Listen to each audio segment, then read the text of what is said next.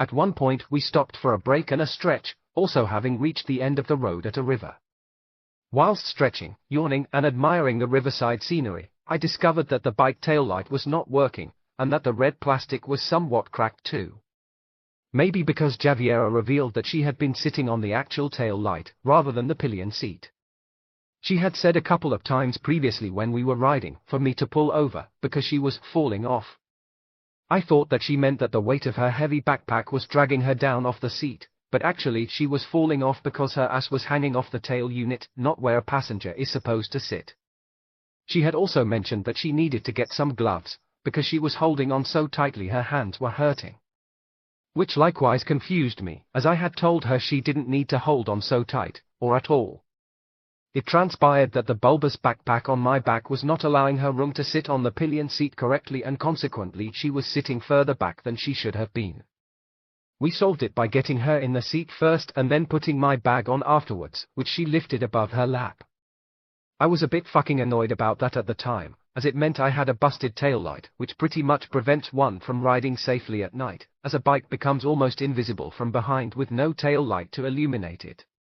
So that meant we had to find our next resting place before sundown. I was also annoyed because it may have been her that broke it. At that point I explained to her how to correctly sit on a motorbike seat, keeping my annoyance in check. Me, Harvey, when you ride a motorbike your ass goes on this soft padded area, not on the plastic tail light behind. The tail light unit houses the brake light and the tail light, so you can't sit on that. Huh, oh sorry I didn't know. Me, and what do you mean you need a pair of gloves? You don't really need to hold on at all. Huh, well I was literally hanging off, so I was holding on so tightly my hands were hurting, so for that reason I thought I needed some gloves. Me, Jesus, if you're sat correctly in the first place you don't need to hold on for dear life. Although she had never ridden on a motorbike before, so I suppose she could be forgiven for not knowing how to position her ass correctly. We continued on. After several dead ends and getting lost down maple tree-lined country lanes, we found the main road and trundled along, past majestic and well-preserved Portuguese churches and lethargic locals going about their business in the late afternoon sun. After leaving the urban area, we entered green wilderness on twisty mountain roads. Our average speed dropped to about 30 km/h as blind curve after blind curve presented itself. We ascended upwards, esoteric buildings, subtle farmland and plantations came into view below us, and we wondered what went on behind their closed doors in those quiet alcoves of wilderness. We contemplated stopping and exploring, and maybe asking the occupants, but we decided against it. This is one of the great dilemmas of motorbike touring. You travel off the tourist trail, and consequently see things you wouldn't otherwise see. You also have the freedom and mobility to stop and explore these sites at your own leisure. There is frequent temptation to do so. But of course, doing so will take time, and if you stop and explore every site, you will make very slow geographical progress. So we resisted our temptation and motored on until we reached Palm Beach in southern Goa. After stopping off, parking up at some crossroads, and eating egg pasties and vegetable samosas at a rare bakery while the rain lashed down outside, we rejoiced in the distance we'd come and having found our desired destination, Palm Beach. We rode into the forested pre-beach, an area of flat sand dotted with very tall palm trees and short bungalow buildings made of variable materials. We found cheap bungalow hotel rooms 100 meters or so behind the beach, amongst the palm trees with black pigs and chickens running around. The trees stopped abruptly at the top of the short beach. I wouldn't quite say I was awestruck, but the beach and sea were immediately more impressive than the other beaches we'd been to. The sea was nice and calm for swimming, and also there were some rocks at the left end of the beach which meant of course rock pools, crabs and other fascinating marine life. I passed the afternoon swimming in the sea and traversing over the rocks. The blue sky, green palms and grey rocks made for a splendid colourful contrast. I thought they went together as well as ice and whiskey.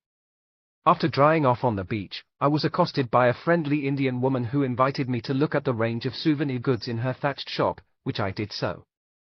It was a small backroom of a house filled with colourful embroidered pieces of cloth which can be used as dresses, tablecloths, towels, etc. Although I resisted her persistent efforts to sell me something, I thought I might buy something as a present for my mom or something later. I retired to the bungalow to spend the rest of the day lazily reading, eating, and walking around, with a plan to take advantage of the kayak rental the next day. I decided to eat dinner at a wooden beachside restaurant, offering all manner of curries as well as international food. As I sipped lime soda water, I perused Harvey's Lonely Planet, which provided a nice bit of Spanish practice. Though there was too much information to absorb in a few minutes, and there were too many places to read about. India is very big, so don't try and see too much in one trip. Stick to one region, or you'll be rushed and overwhelmed, warned the book. It was a pleasant afternoon, reading this, basking in the sun and marveling at the height of the coconut palms. The cannabis curry was delicious too. Actually, it was a chicken tikka masala, but from the clouds of ganja smoke wafting down from a nearby table of middle-aged Americans, it probably could have passed for cannabis masala. So the next day I did an hour of pleasant kayaking on Palam Beach. I paddled far out, where the water became unfathomable and dark.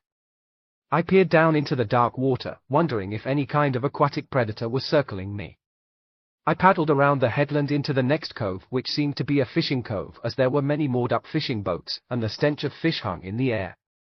I was taking a rest, lying back in the kayak nearby the moored fishing boats, when I noticed the grey dark clouds over the coastal mountains, and the hazy air which indicated rainfall. There were also intermittent rumbles of thunder, which of course meant lightning. A potential danger.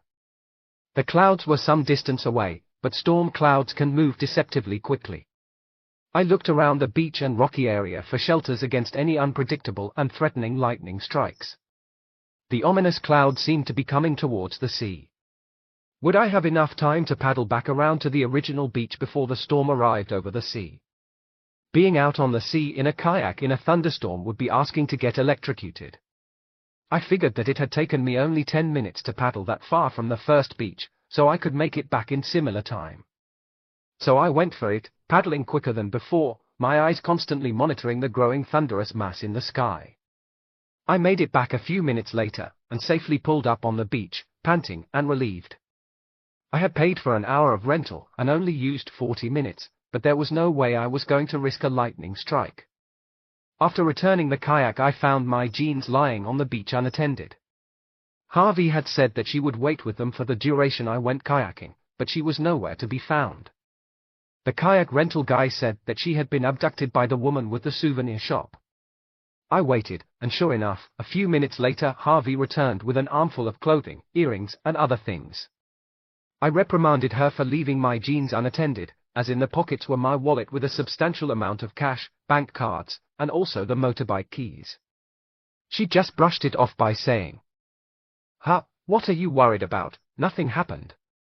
Me, yes, but you didn't know that nothing would happen to them, did you? They could have been stolen, and you said you were gonna wait with them. Typical lackadaisical hippie mentality.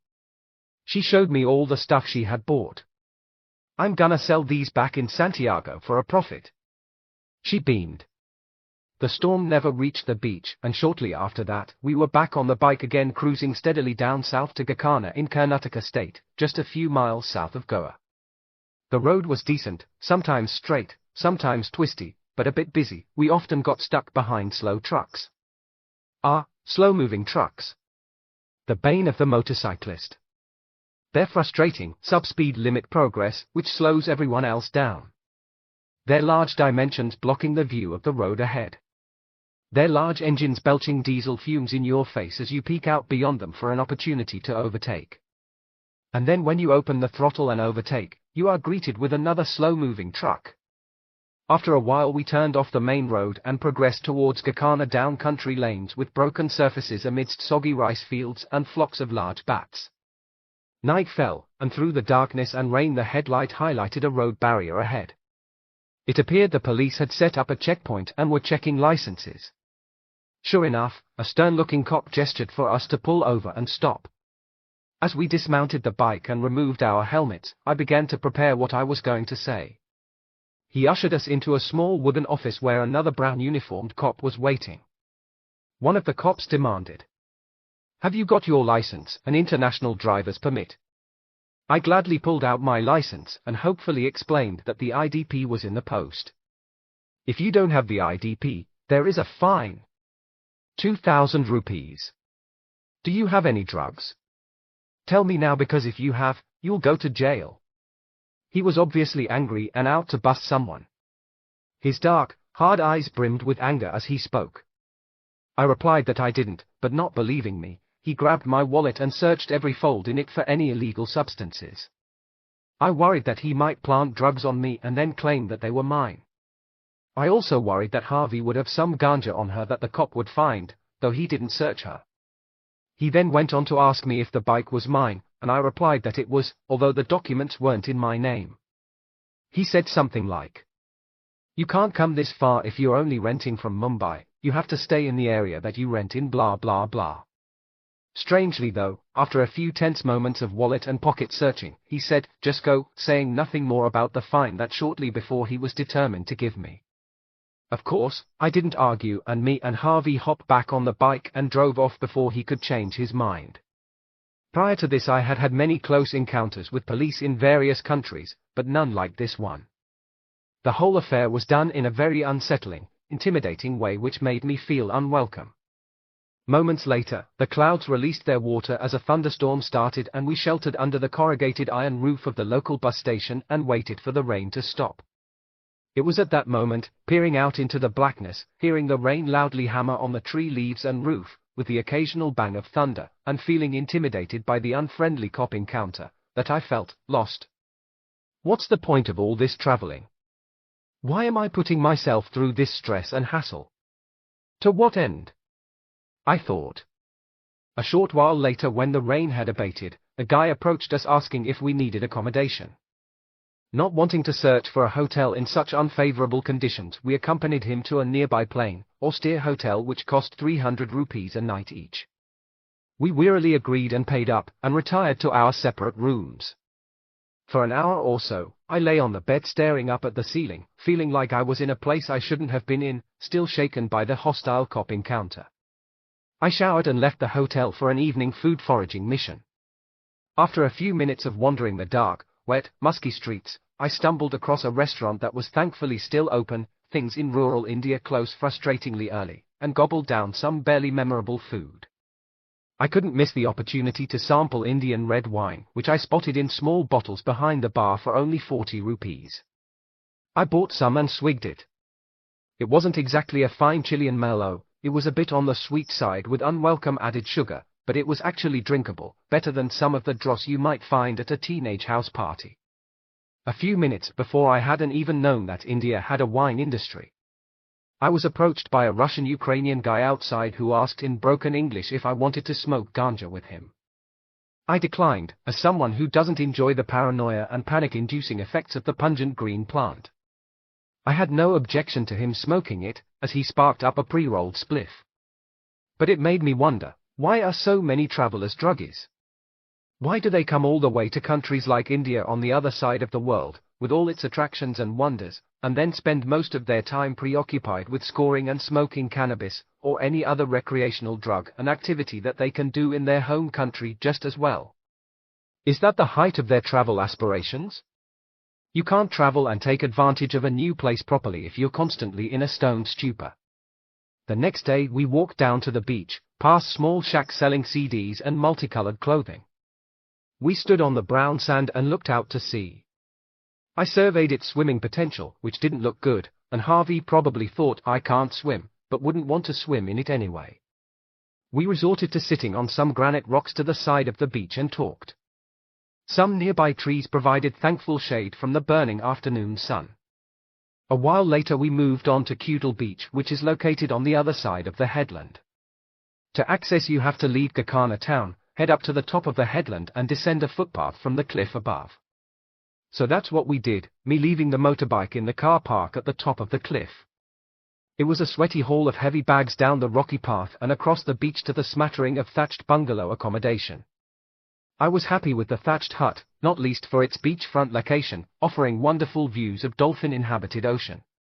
It was delightfully frugal and, I hoped, eco-friendly, constructed of local woods, and not having a private bathroom which would minimize water use. I found a couple of those assassin bugs crawling on my bed, to my horror. I promptly killed them and checked out the bed and mattress for any more lurking in the cracks. That night I found it difficult to sleep after imagining that every skin sensation was a bloodthirsty assassin bug sucking me dry and injecting me with the dreaded Chagas disease. I experienced similar fears in Ecuador when I was studying for my ESL teaching certificate. For 5 weeks, I lived in a wooden, thatched hut right on the beach, just like this one. Such constructions being the favored home of the disease-carrying insect. Although I later learned that my worries were unfounded, Chagas disease only exists in Latin America and the southern USA, not in Asia. The next day I found a hotel further along the beach with a laundry service, which was a thankful relief as I had a mass of damp, malodorous clothes which had been festering in my backpack for days. As I unpacked the fermenting mass for the unfortunate laundry attendant, I smelled what can only be described as Italian salami. Since when do underpants smell of that? Me and Harvey were beginning to bond well. She was good to talk with, intelligent, open, non-judgmental and laid back, an ideal travel partner. We spoke that night over superb vegetable pizza in the beachfront restaurant. It was just as well it was so superb, because it took 50 fucking minutes to arrive, much to the chagrin of our empty stomachs. Although the eating experience and freshly made quality was worth the wait. Harvey ended up buying some cannabis resin from the waiter in the restaurant. That was maybe one reason the service was so fucking slow. This one particular happy but dopey waiter seemed more interested in selling ganja to the customers than serving them food. Kewdle Beach was great for swimming, clear, warm water, no dangerous currents, and some nice strong waves. The only thing that was deficient was bodyboard rental, which would have been really awesome because I caught some great waves, which with their watery thrust, made swimming in towards the shore entertaining, but would have been much more fun with a bodyboard. It did occur to me that there awaited a lucrative business opportunity for any entrepreneurial individual. I ventured out quite deep and spoke with some guys from Bangalore who were IT workers. They told me that this beach is a popular destination for people from that city. After that I spent some time languishing in the shallows of the surf, feeling myself being pulled and pushed by the waves and staring lazily up at the sky and mountains. It was a very nice soothing motion, surrendering my body to the forces of the ocean. Just by the shore I observed a group of monkeys swarm up a tree and feast on some of the fruits, clutching them in their little hands and gnawing away at the flesh before dropping the seed onto the beach below. It was a fascinating up-close encounter with wildlife. Me and another group of vacationing IT workers made a huge fire together on the beach later that night. We were struggling to light the damp wood after the recent rainfall, so I retrieved some dry wood from a shack nearby my hut. After years of youthful, mischievous fire-starting experience, I soon had the orange flames licking the wooden logs and reaching high. We drank beer and talked as the light illuminated our faces in the darkness. "Why don't Indians like to swim in the sea?" I inquired. "Most Indians are content to walk on the beach. We just don't have that Western beach culture where the sea is a sort of playground. Also most Indians can't swim, so that probably has something to do with it," one of them explained. We went on to talk more about what other places in India were great to visit and what their lives as IT workers were like. At some point a pack of dogs came nearby. "Hey Leon, you hungry?" one asked. "Yeah, I am. We could give a whole new meaning to the term hot dog," I joked. We took a photo of the spectacle, a roaring fire flanked by smiling faces in the dark, a timeless reminder of the friendliness and openness of India's people and the fun to be had in this ancient country. The next day Harvey and I left to Hampi, a major archaeological site a few hundred kilometers inland to the east. Harvey was eager to go after reading about it in her guidebook and having an interest in archaeology. I had no better travel plans, and said we could go together on the bike. So we packed our bags and mounted it. This time I made sure she was sitting on the seat and not the tail light.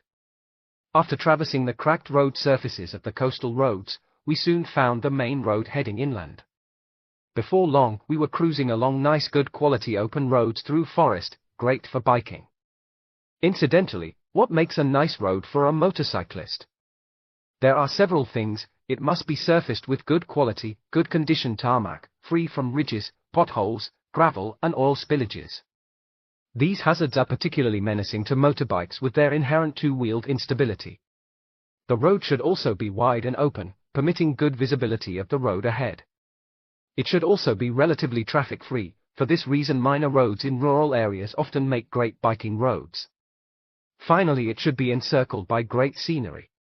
I managed to get the bike up to 120 km/h with Harvey on the back, which wasn't bad for a modest 23 horsepower single-cylinder 4-stroke engine. We made good progress blasting along as the green forest flashed by. This was great, we thought. At that speed we could even reach the place by the end of the day. What could go wrong? A few things could go wrong actually. First, it pissed it down with rain, and we pulled over and sheltered under the small roof of a roadside food shack, eating chocolate and crisps and making small talk with the owner as we waited for the rain to stop. When it mostly stopped, we got underway again. A while later I noticed that the bike was becoming unresponsive to the throttle in the mid-range, which could have been a clogged air filter. Within minutes, the throttle cut out altogether, and we drifted to a stop at the roadside. I wondered what the problem was, and what I could do to fix it. Much to my surprise, the bike started into life again when I turned the ignition. We took off again, riding along seemingly problem-free for a few more kilometers, only for the same thing to happen again. We returned the way we had come, to a mechanic in the town I had recently passed.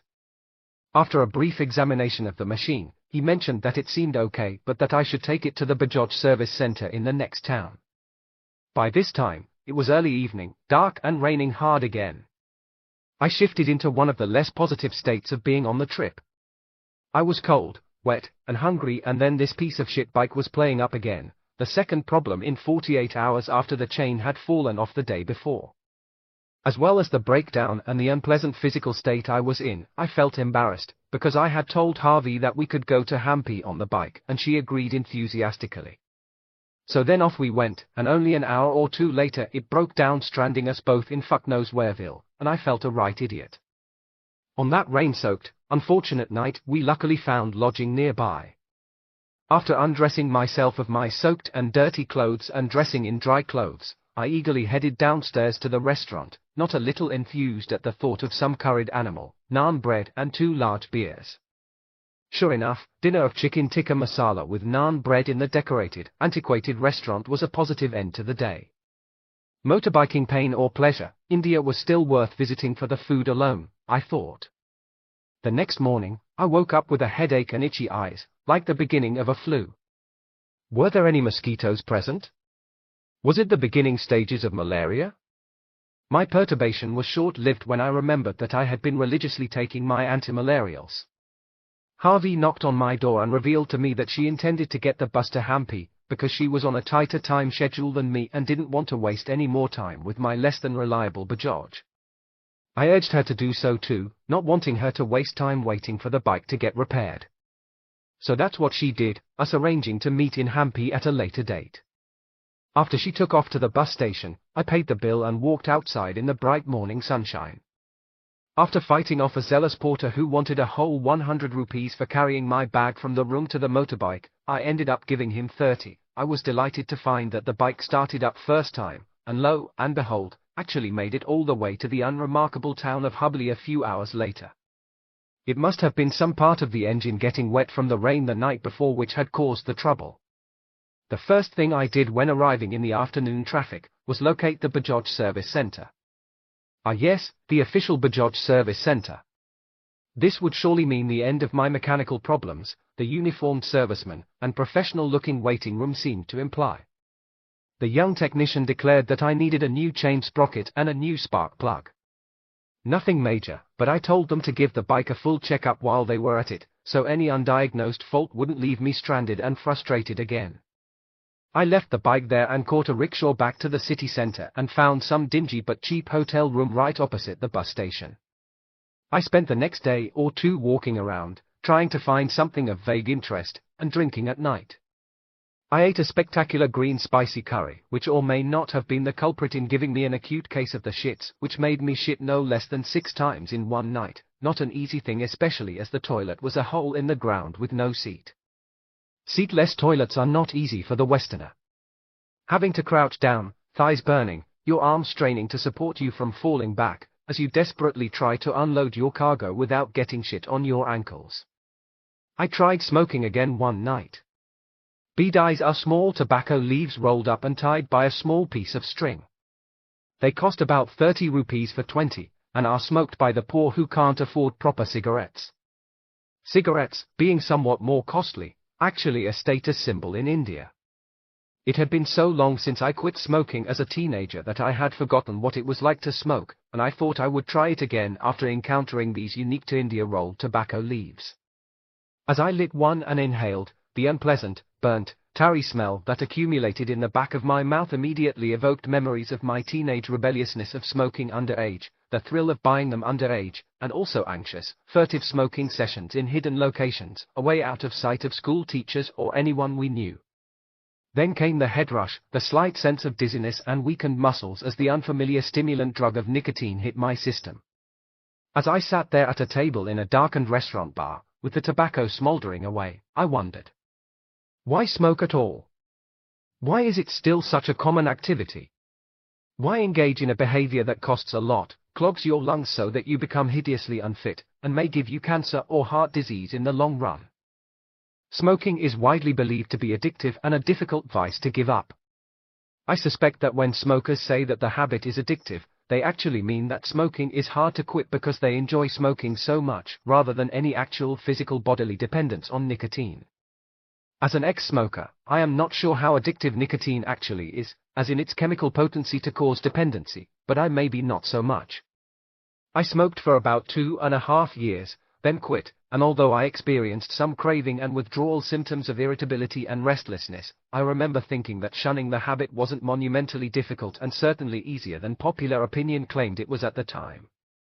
Nicotine is a naturally occurring insecticide, which the tobacco plant evolved over millions of years as protection against insect pests. For some odd reason, the nicotine molecule has an affinity with nicotinic receptors in the human brain. It binds to these, and in addition to increasing heart rate, it increases the release of dopamine, which may be responsible for making us feel pleasure when smoking. If nicotine has an affinity with the human brain, can smoking tobacco really be so unnatural? Also, non-smokers may be annoyed by and condemn smokers, although if they have never smoked, then how do they really know if they don't like it? I started smoking at age 14 for several reasons. I wanted to experience chemical addiction. I was also underage, so it gave me a rebellious thrill to illegally buy tobacco and smoke. A metaphorical finger up to the government and their age restrictions. Sneaking off for furtive smoking sessions with my mate was exciting. Philosophically speaking, though, how can you say you don't smoke if you never have smoked? You can't truly appreciate the benefits of not smoking if you have never experienced the negatives of smoking first. The same with drinking or any other experience. You have to experience the yin before you can experience the yang. Each opposite can't exist without the other, as the existence of one also defines the other. Some of the most ardent non-smokers are typically ex-smokers. So smoking, in a sense, is really part of the experience of non-smoking. The next day the bike was finally ready. I enthusiastically paid the bill and thanked the mechanics, eager to be reacquainted with my two-wheeled metallic friend and continue the ride. I mounted the bike and the thing started up with renewed vigor.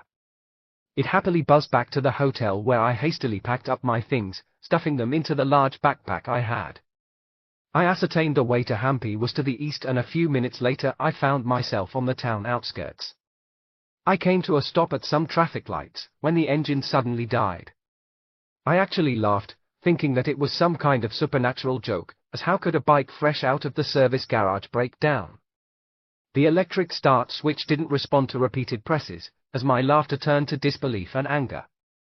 After much swearing and angry questioning over the phone to the mechanics, who weren't much use, a rickshaw pulled up and inquired what the problem was.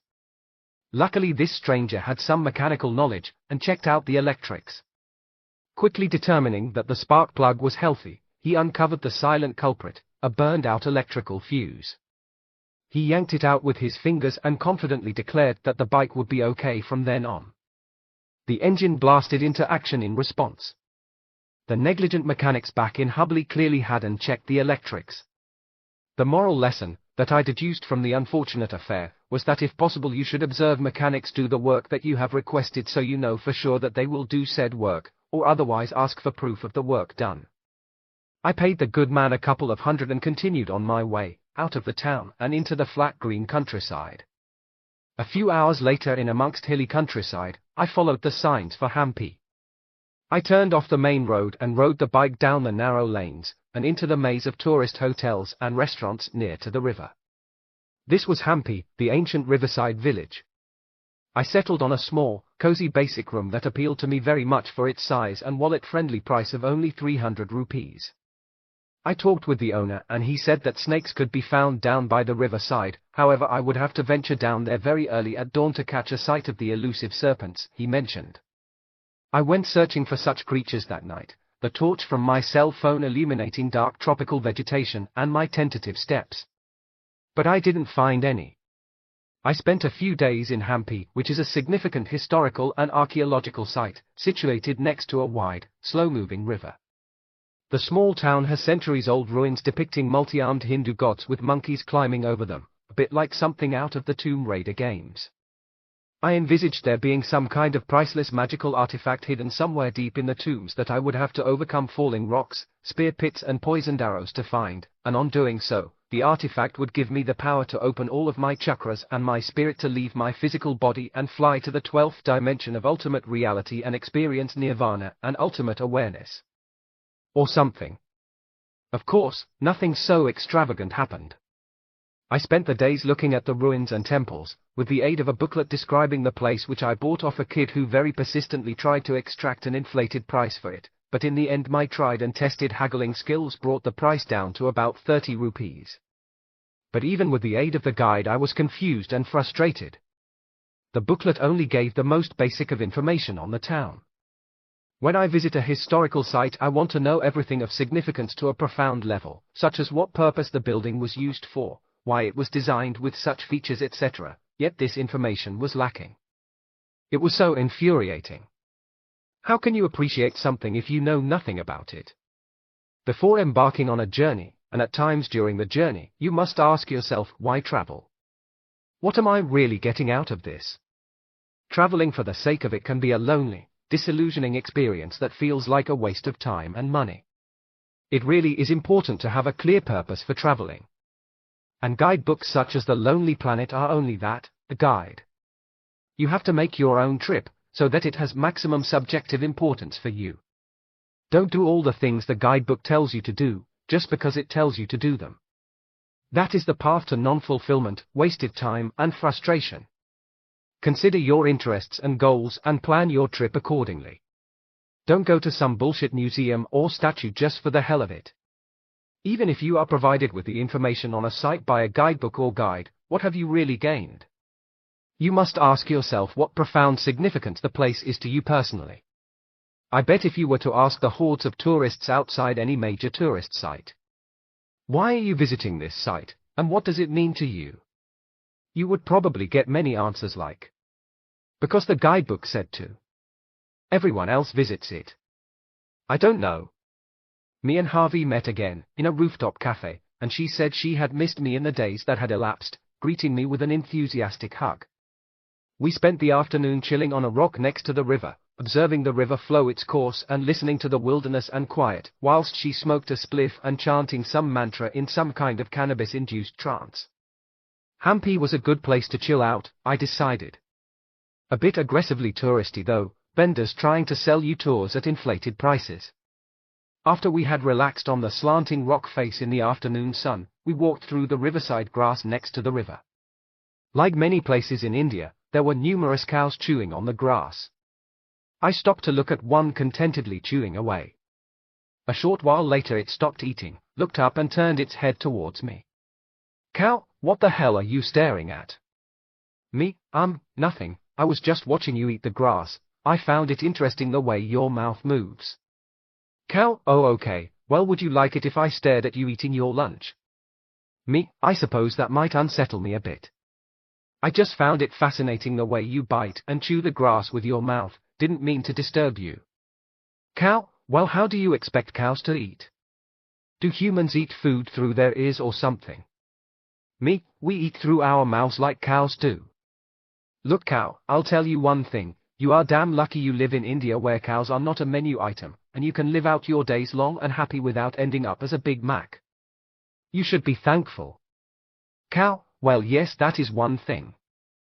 But if us cows ever get the evolutionary upper hand, then we'll start eating humans in revenge. The cow didn't really say these things, but I imagined that it did.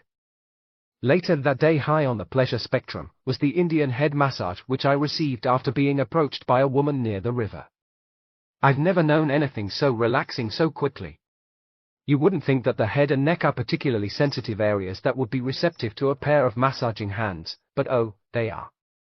I spent half an hour sitting in a chair in some Indian woman's massage parlor in a euphoric, semi-conscious daze as her soft and skillful fingertips surfed over my scalp. It was expensive by Indian standards, about 900 rupees, but worth every rupee. Receiving one of these massages should go near the top of your list of things to do before you die. Me and Harvey took a boat over to the other side of the river and sat on embroidered cushions drinking beer in a rooftop restaurant. We drank and talked as we observed the ubiquitous charming geckos, yellow lizards which prowl walls and ceilings, gobbling mosquitoes and other small flies. On one outside wall by a light, there were a couple of them which had grown so big from eating the abundance of flies that their enlarged tails hung down weightily, threatening to drag them to the earth below. At one point she kind of hinted at sleeping together. She seemed to ask, "Do you get lonely in your room at night? Are you missing someone to sleep and cuddle with?" I replied that I sometimes did, however I didn't take her question as an invitation to sleep together. Her question made me think about the concept of loneliness and company. Whether you are sat alone in a room or in a busy bar with a group of friends, in one sense, you are always alone. You are alone and independent in your unique set of subjective perceptions that your eyes see and your brain creates, and no one else, if they even exist at all, can ever share the perceptions that make you uniquely you, so in that sense you are always alone. Simply put, no one but you can see the world through your eyes. In that sense, if we are always alone, then why do we crave the illusion of company? Illusory or not, the company of other people in some capacity or another is an essential part of defining our sense of self and keeping sane. Just like we need to look in a mirror to get a visual image of ourselves, it is only through the interaction with another human or animal that we define our sense of self, as the other entity provides a reference point through which we refer to ourselves. This is why people who are starved of company for longer periods often start to lose their sense of self and sanity. They become lost in a psychological void without another person to provide a reference point. It turned out that we missed the last river taxi back, so we had to spend the night in another hotel on that side of the river, although this wasn't a major upset as each room only cost 200 rupees. We slept in separate rooms. I decided to leave the next day, to head down to the state of Kerala. Harvey decided to not come with me as she said it was too uncomfortable traveling on a motorbike with a big backpack. I didn't blame her, even for the solo rider bikes become uncomfortable after a couple of hours. Your ass really starts to hurt, and the weight of a full backpack can cause the bag to strain the shoulders and upper back.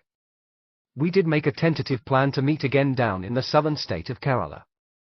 After waking up the next morning and checking out late at about midday, I had to argue with the owner to not pay extra. 12 noon is the standard checkout time for hotels everywhere, so I thought that a 10 a.m. checkout time was harsh. This wasn't the military, I thought. Although I decided it wasn't worth huge reserves of energy and resolved to argue, so I paid the owner the extra 100 rupees that he demanded. I packed up my stuff, donned my body armor and started up the bike. My first destination was Madikeri, further south in Karnataka state. I had read about it in Harvey's Lonely Planet the other day, and apparently there was rafting to be done on a nearby river, which of course was a highly appealing option to me. There is nothing more exciting than being tossed around by violent river currents in an inflatable plastic boat. I rode out of Hampi and into the countryside and the deep south. I ploughed through kilometre after kilometre of straight road with a battered surface, in amongst many trucks carrying mainly stone or some other quarried product. I passed many large factories and it was intriguing to guess what they manufactured out here in the Indian wilderness. The kilometers crept up on the odometer with the passing hours. The ride was nice, but unexciting. My mind wandered as the tarmac blurred by beneath me. Motorcycles require concentration to ride, and while you certainly have to keep your wits about you on a bike, you can do this on autopilot, leaving the conscious, thinking part of your brain free to roam. Was I a fool for not spending longer with Harvey? Why was I really bothering to do this trip at all?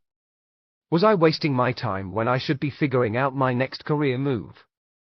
Of course, if you don't know what to do and you are between jobs, then traveling is one of the best things you can do. The things you see and experience will help you decide what you should do next. Or at least that is what I had told myself. And although I was getting a plethora of ideas about what to do next, deciding on a course of action was proving difficult. Another year teaching English? Farm labor in Australia? Start a business such as a beach bar with my savings? Perpetual wandering motorcycle touring like I was doing at the moment? Live in a cave in the Himalayas without money, surviving on roots and nuts, and pursue meditational enlightenment? Start a motorcycle rental tour business? As day turned to night, the land rose up from lowland to mountain. The air became perceptibly cooler and drier. The roads became twisty and walls of rock loomed above them. As the low beam illuminated only a frustratingly short distance in front of the bike, my average speed dropped significantly. To compound difficulties, the arm strap on my bag snapped due to poor quality stitching. So I parked up the bike and examined the strap in the headlight beam, and invoked my Boy Scout knowledge of knots to tie the broken straps together again. I didn't actually attend the Boy Scouts when I was a kid, but I managed to tie the straps together so the bag was mostly usable again, and continued on my way. When I arrived in Madikeri, stiff and tired, I found some cheap hotel in what was a charming and strangely likable mountain town center. There was just something unusual about it that I liked. It was cool and mountainous, and seemed to lack the hustle and pace of most Indian towns. Anyway, it was late, so I dumped my stuff in the room, then quickly headed out to get some nosh before the restaurants shut up for the night. I ended up eating some mushroom curry that was bright red but rather sweet and not spicy. Washed down with a Kingfisher beer or two, and I was well satiated. I would have gone out on the town, had some more drinks, met some random people, maybe sung a bit of karaoke, and tried my luck with the local women. But I didn't. Because this was India, and outside of Goa, nightlife was practically non-existent. It was pretty much impossible to get a beer after 11 p.m. in a bar or restaurant, and shortly after that the entire town went to sleep. The streets were enshrouded in darkness and there was no welcoming bar sign to be seen, no sound of music or the chinking of glasses and boisterous conversation. Even convenience stores were shut beyond this hour, meaning that you had to stock up on food and water to last the night before this time. This was the number one thing that I didn't like about the country, and a big inconvenience. India really could benefit from the introduction of the 7 to 11 convenience stores, I thought. So that night I retired to bed, in a room with ridged metallic walls. I was satisfied with the room, but I could hear a rat scuffling around on the floor above. At some point I awoke in the early morning about 5 a.m. when it was light, the way you sometimes wake up earlier than necessary for no particular reason. I opened my eyes and looked around the room at nothing in particular. Then I saw it, its loathsome brown body venturing tentatively down the vertical ridge in the wall. How it was managing to grip a smooth, metallic surface was something that surprised me, yet rats have always been surprising and impressive animals. I lay still, watching it for a second. Was it going to climb the bed, and thinking I was asleep, even try and bite me? It was a horrific thought, and even more horrifically, is something that has been occasionally reported. The rat continued its downward descent. Unfortunately for it, I was not asleep, and was not someone to take kindly to rodent trespassers. I moved to get up, with the intention of finding a heavy object to bludgeon it with. As soon as I moved though, the rat bolted its way back up the wall to the ceiling. Rats are disgusting pests, but at the same time, you have to admire them from an evolutionary perspective. They are the most successful mammals after humans. Should the world experience a nuclear holocaust, asteroid impact, or any other catastrophic event, rats will be a species more likely to survive. They are great hunters, climbers, swimmers, and foragers. They can squeeze through the smallest gaps. They can eat almost any food. They are resourceful and intelligent and can live independently, or cooperate in a pack. They are hardy, thrive in almost every climate at any altitude, can learn to adapt to environmental changes and can tolerate extremes of temperature. In the decades to come, it's possible that rats will increasingly be used as a food source, the benefits being twofold. As the human population rises and needs feeding, rats could be a convenient food source, which would also be a convenient way of keeping rat numbers down. I complained about the disturbing encounter to hotel staff, and the next day was relocated to a different room with sealed walls and ceiling, which was a great relief. I didn't do much in Madikeri. It turned out that the rafting was out of season and was not operating. There were some scenic waterfalls and a nature reserve about 30 kilometers away, but I decided that I couldn't be bothered to ride there after riding almost 500 kilometers to get to this town. I walked around the town, enjoying the cool fresh mountain air. I decided that the rucksack I had been using, which was purchased from a Mumbai market, was not going to last after the makeshift repair I gave it, so I decided to invest in a new one. There was no shortage of bag shops in the town. In one shop I saw a good quality bag with a 1-year guarantee, although it was priced at 1,500 rupees, and though I had the funds to easily afford it, being a pathetic cheapskate, I decided to find a cheaper one elsewhere. A decision that would come to cost me in the near future. In another bag shop I saw an adequately sized one that was priced at only 650 rupees and, overlooking the shoddy stitching, purchased it from the cheerful Muslim shop owner. Failing to find entertainment in Madikeri, the next day I left to head further south, Kanna, which is in Kerala state. Just for the sake of it, to cover more territory and to enter another state. This journey, which was about 150 kilometers, was an embodiment of the maxim, the real value is in the journey, not the destination. The roads were twisty, well surfaced with good visibility and fabulous scenery on each side, lush green rice fields and wooded canopies of subtropical trees. The motor purred like a happy cat beneath me, and the frame responded obediently, leaning into every curve on my command. This was what biking was all about, and I forgave the bike for having problems and giving me trouble before. Motorcycling is a great activity and method of travel. It's so much more than simply a car with 2 wheels. Bikes are usually faster, more agile and engage the rider with the road much more closely than a car. In a car, the driver uses the pedals, gear stick and wheel to control the car. But these separate the driver from the road and outside world. With a bike, not only are you exposed to the elements, but the bike becomes more like an extension of the rider's body, maneuvered mainly with subtle leans of the body and shifts in weight distribution. The handlebars are only used to steer at very low speeds. At some point near Kanna, there was a police checkpoint, and I worried that they might check for my non-existent international driver's permit. Although when they stopped me at the roadblock, there was no mention of such things. Do you have any alcohol or drugs on you? Can I have a look in your bag? I handed it over for him to look at, but the other cop said to him, "Don't worry about it, let him go." After several miles of road later I arrived in the coastal town of Kanna, which appeared as chaotic and disorganized as any other Indian town. I followed the road around in vain looking for a place to stay. I noticed that in India, the sign hotel actually signifies a restaurant, and the term lodging is used to signify a hotel. I eventually found somewhere hidden away behind a line of shops, and that night stayed in my room and tried out some yoga poses from a do-it-yourself yoga book I had bought in Hubli. I unsuccessfully tried to contort my body into a range of unnatural, ligament-snapping positions, but just collapsed off the bed and onto the floor several times. Good thing I didn't try them in public, or I would have been a laughing stock. The next day I ventured onto the beach, which was another no-swim affair.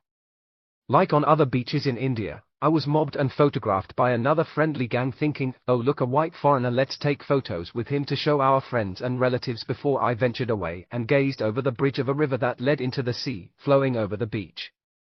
There were a number of interesting looking fish which I briefly considered fishing for, and roasting over a fire. I would have loved to do such a thing, but it would have been a major logistical challenge, not having any fishing equipment, so I decided against it.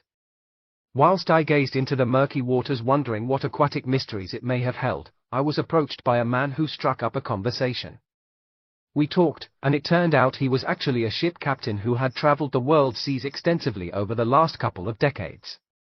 He was currently killing time while he waited to pick up his daughter from school. We retired to a nearby seaside cafe, and as we sipped on sweet Indian tea, we talked about many things.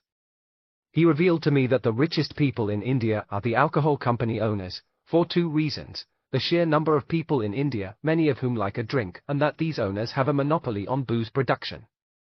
All the booze is produced by companies owned by the same family, he told me. If booze is so popular, why are there no nightclubs, and why is it so hard to get a drink past 10 p.m. outside of Goa? I lamented. Because alcoholism is a big problem in India, so the government doesn't allow such places in an effort to restrict access to alcohol and reduce levels of alcoholism. Yeah, that makes sense, I suppose. I just really would like the option of having a drink or two until a bit later, you know. At pretty much every town I stopped at in India, off-licenses could be seen, and before closing time around 10 p.m. these would fill with hordes of men desperate to stock up on their takeaway beer and whiskey which they could drink at home, late into the night. I couldn't help but wish that they had a nightclub or bar to go to that played music and sold drinks until late. After all, alcohol is only really good when you're in a social environment with affable people and good music. It's no fun sitting alone at home drinking and mulling over your problems. As we talked about the subject of drinking, my ever-inquisitive mind mused again. What is the point of alcohol?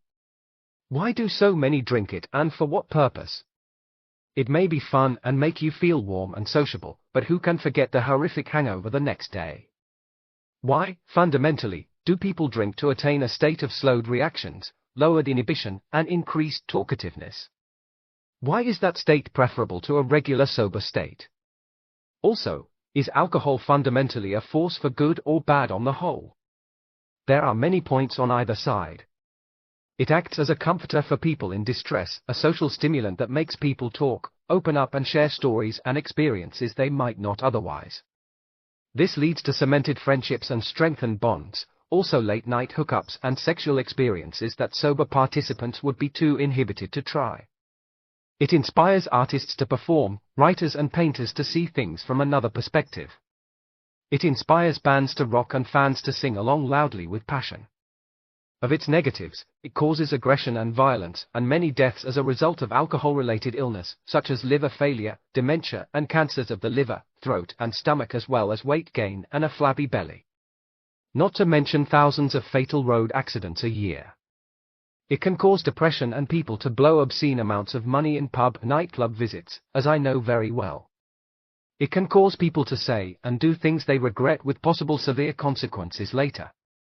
And then, of course, there are the hangovers.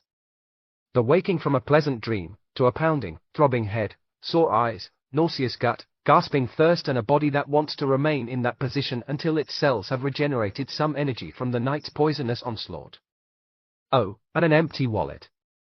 And the pang of anxiety and guilt at the thought of, shit, what the fuck did I do last night? Who did I sleep with? Did I vandalize anything? Did I reveal what my embarrassing secrets are? So is alcohol, everything considered, a force for good or bad? It depends on who you ask. As for me, well, I have probably blown the equivalent of a new Mercedes on booze in my time. And I've had some hangovers that were so bad that punching myself in the head felt positively soothing in comparison. But I've had some great times on drink. Good or bad, alcohol has played a massive part in the development of human civilization, and will most likely continue to be the world's favorite psychoactive drug for the foreseeable future. My new sailor friend gave me a lift back into town in his car, and I briefly greeted his young daughter as she entered the car after leaving the school gates. She greeted me with a friendly smile, rather than a, "Who is this strange white dude?" expression, which relieved me somewhat. The next day, after trekking around the bustling town in the rain during a thunderstorm, trying to find an internet cafe, I decided that maybe it was time to wrap up my time in India and venture elsewhere on the great continent of Asia. So I resolved the next day to start making my way back to Mumbai via Goa. And that is what I did. I intended to make it all the way north from Mangalore to Gakana that day, but stopped about 50 kilometers short because my arse was so sore from the riding, in Honnavar. My bag snapped again. I couldn't believe it. I had only had it 2 days.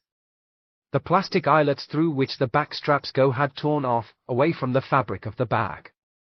I knew it was not top quality when I saw it in the shop back in Madikeri, but I convinced myself that it would last at least the journey back to Mumbai. It was cheap, only 650 rupees, so it was never going to last forever, but still, 2 days. A lesson learned: with backpacks as with motorbikes, pay extra for something of superior quality. I made another makeshift repair and rode on, accompanied by a sense of anxiety as I feared that the straps would break again and crumpled clothes and half-used toiletries would spill out all over the highway. I spent an unremarkable night in a cheap and dirty hotel, again cursing the fact that everywhere shut so early and there was no internet cafe. I had a gorgeous curry for dinner, a paneer tikka masala, which is basically cottage cheese tikka masala. I should note at this point that meat is strictly off the menu pretty much everywhere in southern India. Vegetarianism is the rule of the day, which comes from the Hindu belief that killing any animal, especially for food, is immoral. And one thing I had learned in this region was that a vegetarian diet could be not only delicious but satisfying. By this point I had gone at least 3 weeks without meat, and I hadn't missed it. Not only did it mean a healthier body and less environmental impact, it also meant a nice absence of meat guilt. No innocent animals were dying to provide me with dinner. I followed my evening meal by a coffee, as I often do, which wasn't as pleasurable as it might have been. Country to country, you might think a coffee is a coffee. Not so. In India, a coffee is a minuscule cup of weak coffee-flavored water with a generous amount of whole milk. The fat in the milk leaves a film that floats on the surface, so when you take a sip and attempt to taste the faint concentration of actual coffee, you are left with a curtain of milk fat clinging to your lips, which you then swiftly wipe off before deciding whether to take another sip or not. The next day I rode into Vientiane town, where I was a few days before, this time passing into the town without the police search and interrogation. I luckily found a nice guest house at the end of a leafy driveway, hidden from the main road. As I dismounted the bike and approached the darkened entrance, I saw that the lower floor had a shrine to one of the Hindu gods. Also on each side of the front door was a sort of swastika symbol, which I later found out is an ancient symbol which symbolizes good fortune, predating the Nazi swastika by millennia and not representing anything like nationalism or racial superiority. In the 1930s the German Nazi Party adopted it as part of their slogan, but perverted it by reversing and placing it on its axis to symbolize the struggle of the Aryan race. I checked in and found the rooms were large and comfortable, the hallways long, dark, and echoic. The location at the end of a leafy driveway and mansion-like feel made me imagine I was the guy in the computer game Alone in the Dark, or maybe the later Resident Evil, having to investigate strange and unsettling occurrences around a large, creepy old mansion. I kept expecting to find objects lying around and written diary excerpts with which I was supposed to piece together the history of some paranormal mystery. I walked into the town and bought some CDs for 50 rupees each, Buddha Bar, Café Del Mar and some open-air Goa trance, all of which are chill-out, electronic, euphoric music. As I held them in my hand, I wondered again. Why do we listen to music and find it so pleasurable? From an evolutionary standpoint, it makes no sense at all why certain sounds, i.e. vibrations in the air of a certain wavelength and pitch, repeated in a particular rhythm, should produce such pleasurable emotions in the listener. Furthermore, why do we like certain types of music but not others? What is the very nature of liking or disliking something at all? Many aspects of human behavior can be explained from an evolutionary perspective, i.e. the need to survive and reproduce, but can the liking of music, or the liking of anything else, be explained by this viewpoint? One possible explanation is that the desire to make music and listen to it with others is some kind of social bonding exercise which helps to form a clan or tribe with a common liking which would be useful for survival purposes. It's interesting how we go through life without any profound knowledge of why we do the things we do, like listen to music. Talking about music, I needed my laptop to play the CDs, and this is what I didn't have. The last time I was in the town a week or two before, the owner of the flower shop beneath the first hotel that me and Harvey stayed in, had offered to look after my somewhat large laptop in his shop, as I didn't want the unnecessary weight and space in my backpack as I rode south for miles. I walked to the shop and cheerfully and hopefully asked if he still had my laptop, not knowing what answer to expect. At this point, 3 weeks later, I was somewhat relieved to find it still there in his drawer, intact and unused. I had imagined that he might have used it for nefarious purposes while I was away, like a private porno cinema. I was half expecting to find a dozen Indian men crammed into the back of the shop, drinking beer and watching some bizarre European porn movie on my laptop, with the shop owner charging an entrance fee. A good honest guy, I knew I could trust him. I thanked him and retrieved the laptop and dumped it back in my hotel room. I took it easy for a day or two, drinking beer at night with a skin-headed, heavily tattooed older bloke from Greater London. He worked in a supermarket and regaled me with tales about arguments with his managers and firings from previous jobs, but who was actually a very nice bloke. I rode back up to Goa to sample some more nightlife and maybe try my luck with some single ladies. I'd had zero action the whole year before in Saudi Arabia, no surprises there, but the lack of young single females in India was a surprise. Even in the country's party capital, Goa, there were very few Indian women to be found. And I don't think I saw a single woman in any of the bars and restaurants previously in India. Was this because Indian parents keep their daughters locked up so they have no chance of courting and so have to marry who the parents decide they can marry? There is a definite culture of arranged marriage in India, however, does that really extend to minimizing your daughter's social and dating opportunities? Anyway, I arrived on the main strip by Bargar Beach, sore-assed and tired from the surprisingly long ride, only to find everywhere was fully booked or cost a very touristy 1,500 to 2,000 rupees, but I eventually found, after much riding, searching and door-knocking, a charming, homely place that was 800 a night.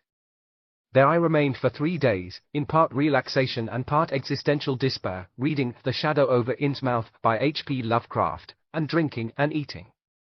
I indulged in many Goan sunset cocktails which contain some orange and red juice with fenny, a spirit made from some kind of local plant, with the red at the bottom of the glass and the yellow on top, the colors blending into each other midway up the glass, the way they do in a sunset.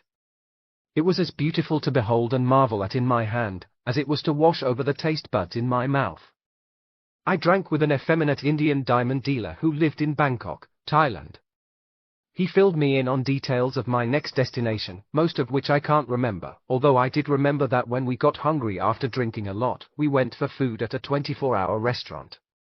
I ordered pizza and he ordered ice cream. That struck me as odd, as how would ice cream sit on a stomach full of booze? Ah well, everyone is fascinatingly different. On my final day in Goa, I walked along the road looking out for shops that sold bags that looked like they might last a number of weeks rather than days.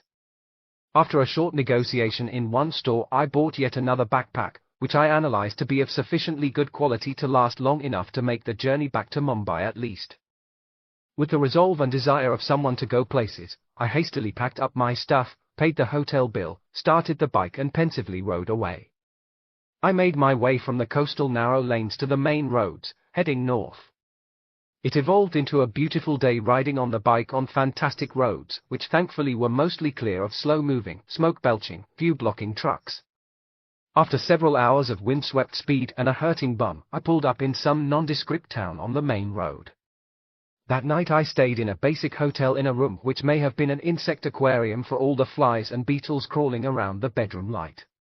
I wondered if insects view bright lights like humans regard the sun, something to be basked in and gazed at, and enjoyed. Also I wondered, would they be attracted to flashing multicolored lights and music like humans are to a disco? There were also some ominous, bloodthirsty-looking insects which began to crawl silently and dangerously close to me as I browsed random photos and ebooks on my laptop.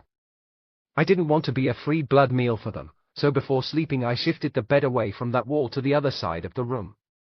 The next morning I woke up with 1 or 2 bite marks on me.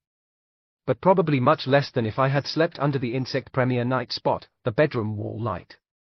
In any case, I was still taking my doxycycline antimalarials, so I didn't need to worry about any insidious malaria parasite in my bloodstream. I also woke up unusually early, groggy, but unable to return to sleep, so I ventured downstairs to the restaurant and had some strange red omelette-like food for breakfast. I returned to my room to relax for a while, and again my mind wandered. On this strange trip itself of heated beaches and motorbike miles, even though I decided I loved India and my visit to it, I felt lost, maybe even though I was wasting my time, when I should have been figuring out the next stage of my life. I was jobless and had no future job lined up. This uncertainty did cause some anxiety. After a while of pondering and daydreaming, I decided to get moving. The bike purred onwards, and countryside gradually morphed into villages, and villages into urban sprawl of the suburbs. I reached Mumbai. Eventually. I went the long way around after the map I had must have been antiquated and didn't reveal a bridge over Mumbai estuary which would have made the journey to the centre much quicker. Approaching from the south, I had to go up alongside the east of Mumbai, then up north and circle around the top and enter the city from the west side, like the hook on a coat hanger. While stopped at a traffic light, I asked two young lads on a scooter the way to central Mumbai and they insisted that I follow them, and I did so.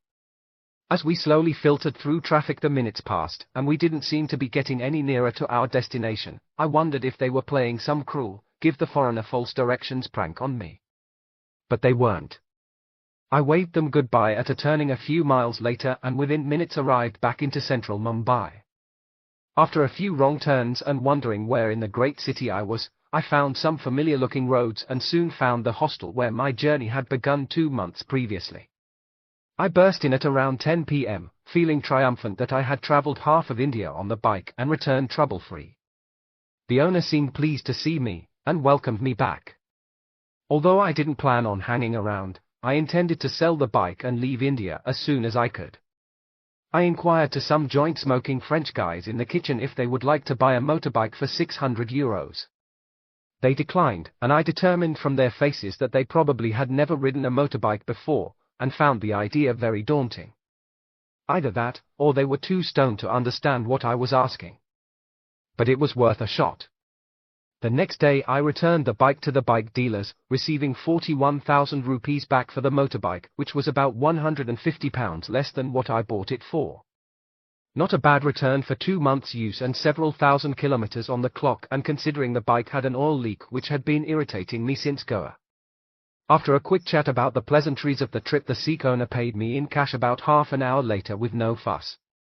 As an added bonus, I sold my helmet for 300 rupees to the hostel owner. Once I had the money, I could leave India and continue onward through Asia. So back at the hostel, I was relieved to find that later that night, there was a flight from Mumbai to Chennai in northeast India, and then on to Bangkok, Thailand. For a wallet-friendly price too. So using the wizardry of the internet, how did we ever cope without it in the pre-internet age? I promptly booked the flight, and hastily packed up my stuff. I gave profuse thanks to the ever-helpful hostel owner and his Nepali assistant, and gave a spiritual thank you to India for the experience. Then I was on my way to the airport in one of India's trademark rickshaw taxis.